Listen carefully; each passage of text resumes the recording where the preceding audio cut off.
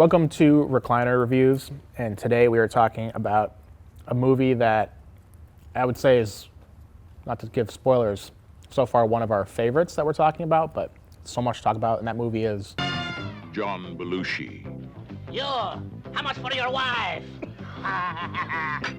Dan Akroyd, After the gig, maybe we could, hang out together. the Blues Brothers. Are you the police? No, ma'am. We're musicians.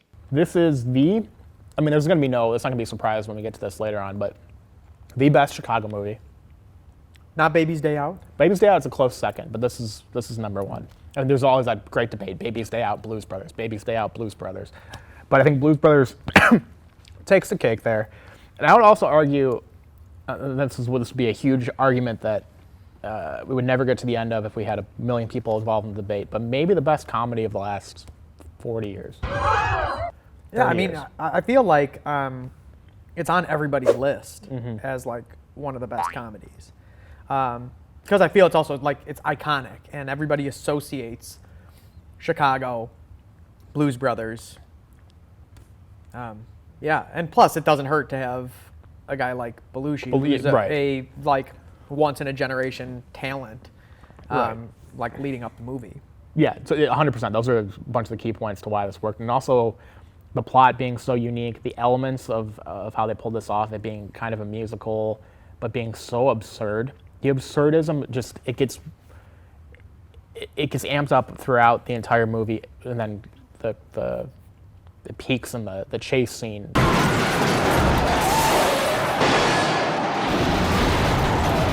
Which I just watched this again a few weeks ago. I watched it a bunch as a kid and in my youth and probably didn't appreciate it properly at the time, and I watched it a few weeks ago. I was laughing my ass off through the whole last 20 minutes. Yeah. It just gets more absurd and more absurd and more absurd. And there are key elements throughout the story from the very first scene all the way to the end of it having this absurdism that is just so subtle and then just goes to 100 at the end. Yeah, the absurdity, the biggest absurdity in this movie is not a car crash. It's not the chases. It's not any of that. It is the fact that an orphanage is paying property taxes. The county took a tax assessment of this property last month. They want $5,000. $5,000, no problem. We'll have it for you in the morning. In the city of Chicago. Well, can we also point out, though, too, that property taxes being central to the ultimate Chicago movie is amazing? Oh, it's absolutely, and it's perfect because of how ridiculous this is 1980. And we're talking about a $5,000 property tax bill in $1980, which is that's absurd as is. And so even then, property taxes in Chicago and surrounding area were absurd. And so, but yeah, that's the absurd thing for me is because, again, having worked in that realm, right, with politics is the simple fact that whether it's an orphanage, a church, or anything, wouldn't have some relationship with their alderman who would then bend over backwards to make sure that they got what they needed is absurd. Sure. And the fact that they wouldn't even gone to the alderman and been like, hey, alderman, I need help. I got a $5,000 tax bill. I'm a church. We're an orphanage. Besides the fact that, in Illinois and in Chicago, they don't pay property taxes. Right. They're a 501c3. They don't pay property taxes. But one of the reasons why they use that as a storyline is partially for the absurdity, but also because I guess at the time, there was somebody in the Illinois legislature that was proposing that churches should pay property taxes. Which makes it even more perfect. The idea that property taxes are so central to this plot as the biggest Chicago and Illinois movie is one thing, but that it has a historical tie is hilarious too. And the only thing that would make it even better is if there was an alderman involved and he's like, yeah, put my campaign sign in your window and then maybe we can make it work. If there was that kind of element to it too, it'd be even more perfect. Yeah. I don't know if people outside of Chicago or outside of Illinois even understand how fantastic that is to have in the movie. And going towards the backing information to it is they had to beg Jane Byrne to film this movie in the city of Chicago. That's hilarious. And then she finally like relented. But like in typical Chicago fashion, they filmed the scene in the county building at the end, right? Yeah. Where they're going to go pay the money in the county building.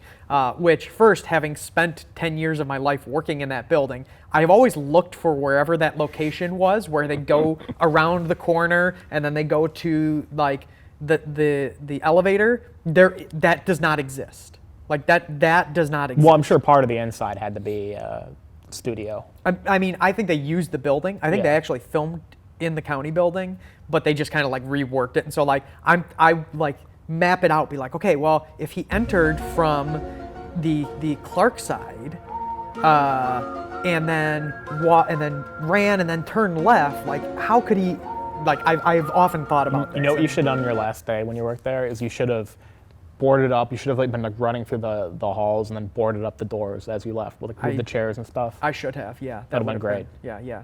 But to the point about the county building is that this movie wouldn't have been made if the producers didn't get mob help.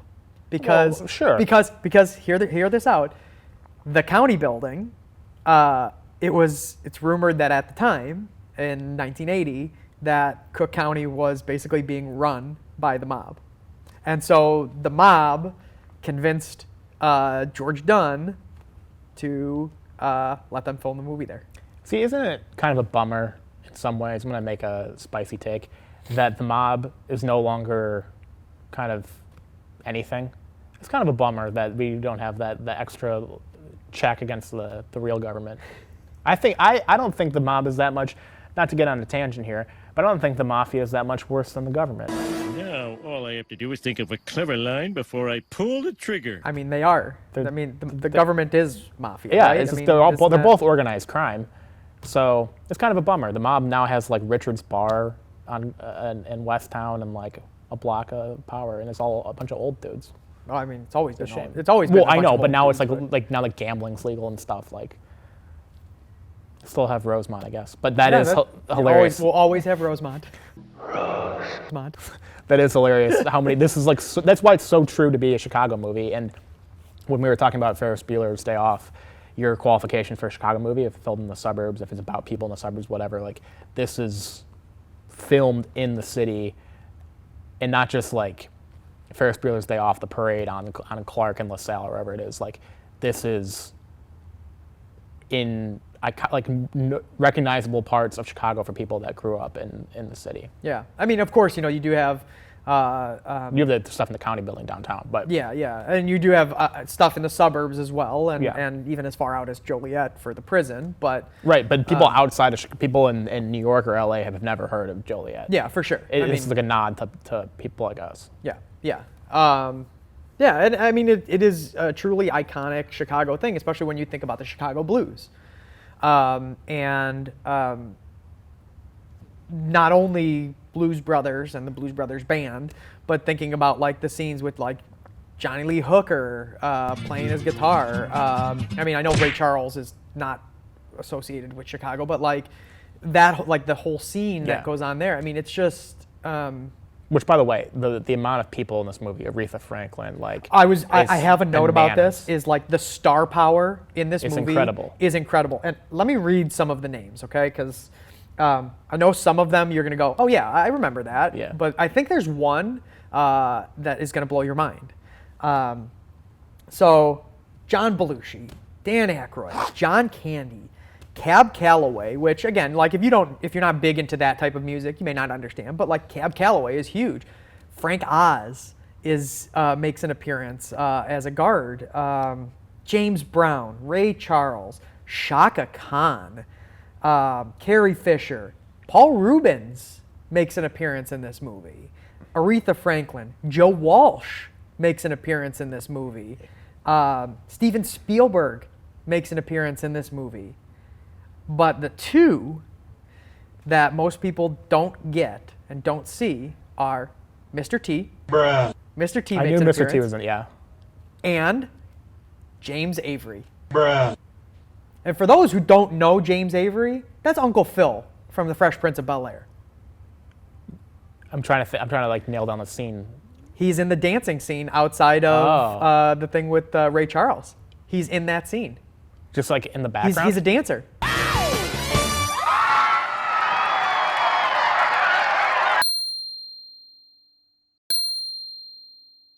He's a dancer in that. He's dancing in this movie. That's wild. Uncle Phil. That's what. Oh, well, that's. I mean, like again, like with all of the names, and then like it just kind of bridges into the next like generation with Uncle Phil. Right. So the 2 points about this. There are very few comedies that I can think of since then that have that kind of star power. Because like they're like with him, like he blew up late. Like we recognize him from stuff he did after the fact.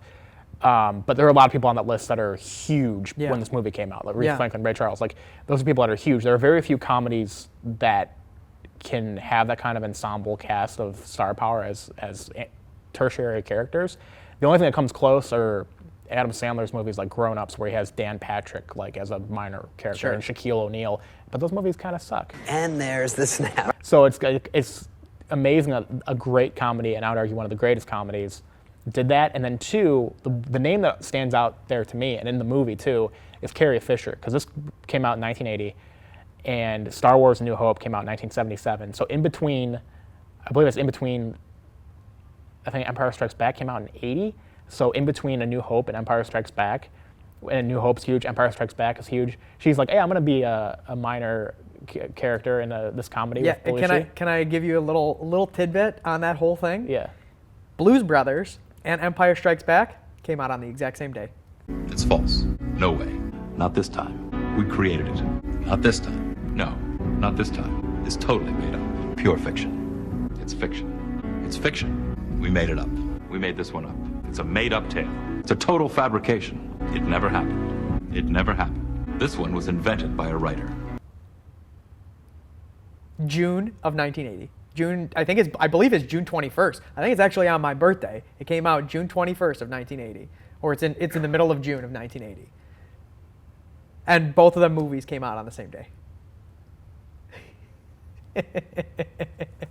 That's bananas.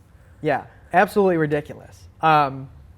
Just one other name I want to throw in there before we talk a little bit more about the movie is, did you know that Paul Schaefer was actually in the Blues Brothers band?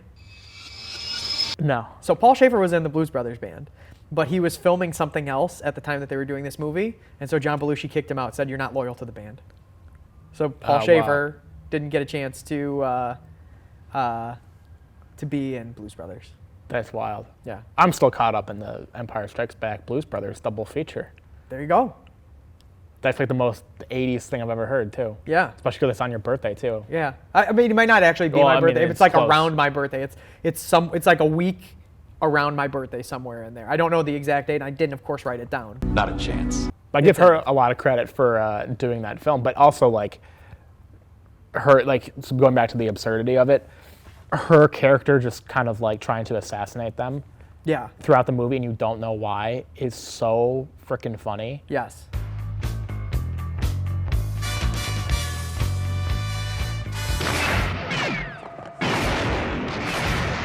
Like it's funnier to me. I said I watched it recently and I hadn't seen it in years before then. It is hysterical, the reason you don't know why any of this is happening. And she like has an RPG and stuff, and like they're always brushing themselves off. Like a lot of stuff throughout this movie, you don't really understand the like rising and falling action, and it makes it way funnier. Yeah, absolutely. I mean, you think about like all of the things that get put in, and then like they just arc throughout the entire movie. Like even like the Nazi, the Illinois Nazis. Illinois Nazis, which is a very quotable thing. I hate Illinois Nazis. Yes, which is very quotable and actually does have historical reference. Just Skokie, yeah. Well, even more than just Skokie. So I think it's a few years before this, I believe it was in the 70s, was you had this Illinois Nazis who wanted to march in Skokie of all places. And Skokie has a very large Jewish population, and many Holocaust survivors were living in Skokie at the time. And so then, like, Skokie didn't want to let them, or wanted to let them, and then they sued, and they went to the Supreme Court, and the Supreme Court said, you can march, the Nazis can march.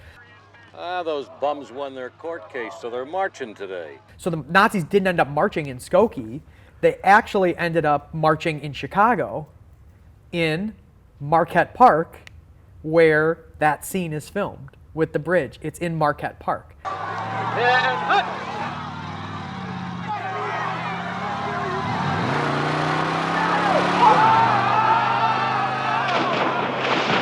That's where the actual Illinois Nazis marched.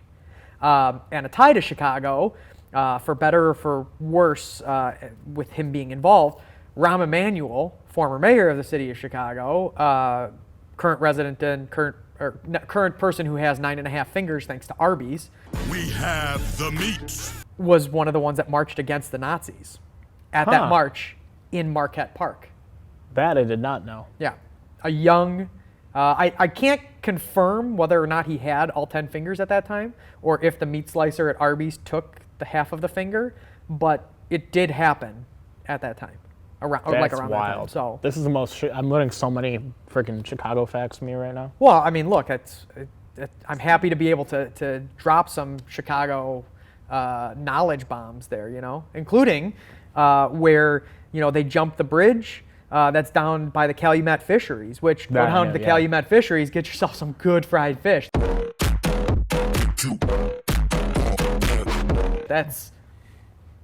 I'm telling you, that's where you go. Yeah, that I knew. And there's some like shots on the south side that I don't know if like a lot of people would recognize, but if you know, like this is like actually, to your point about Ferris Bueller and like these other movies, this is like actually the most Chicago-y for sure locations you can find. I mean, all of the stuff up and down Maxwell Street, like the whole thing with Ray Charles and his shop, and the dancing that's there. That's Maxwell Street, and like you can go down there today and go see like all of these things, which is really cool. Yeah. So back to why I think like the last 20 minutes or so of the chase is so funny and it keeps escalating. Is you don't know really where the stuff with the Nazis is going, other than it's a goof. Yeah. Like they tell them to go to 1060 West Addison, and it's not like, oh, this is funny. Like these Nazis are stupid, and we all hate Nazis. Did you get his address? Of course. 1060 West Addison. Let's go. But then they end up in the chase, and then the National Guard and all this stuff, and all of it culminates in them, again, spoiler alert, getting arrested at the end. Spoiler alert. Now. After handing in the check. The fact that you don't know stuff as it's going on, or why it's happening, or where it's going, makes this movie way funny. For whatever reason, I just think it makes it way funnier. Yeah. And, the trip to get to the end. Yeah. Is way better. And there's two other notes I just want to make is, in that opening scene where they're by the jail, apparently nobody told some of the guards that they were going to be filming this scene, because they had a helicopter that was filming filming that exterior or whatever. And some of the guards actually shot at the helicopter because they thought that like somebody was planning a breakout, or like somebody was like spying on the jail. Wild. So like they were shooting at this helicopter. That's wild. The other, I've lost this nugget in my head like 3 times already, so I just want to get out. The other Chicago factoid is now every time I pass like a men's hotel, like the Covenant Hotel, there's one by like a couple by me that are like clearly not functioning anymore, but are like still there. I think that a couple of them are like Chicago landmarks, or like they're like preserved by the city. It's what I think of every single time. Yeah, SROs, single room occupancy. Well, it ain't much, but it's home.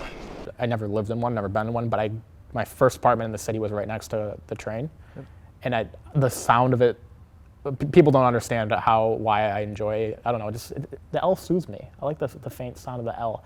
The elevated train by my window doesn't faze me anymore. I think of the Blues Brothers all the time. Yeah, of course. The train going by. Every time you look at the window, there's a train going by. Yeah, I absolutely. Loved it. So some money things with this here, real quick, is the budget for this movie. I've read 2 different things of what the budget for this movie was. One said $17.5 million, and one said $30 million. But the thing that gets me is that they said that Dan Akroyd is on record as saying that a portion of that budget was actually spent on cocaine. Cocaína.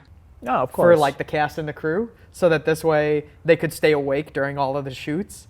And Belushi was just like going crazy with coke. And like there was a time that like they couldn't find him.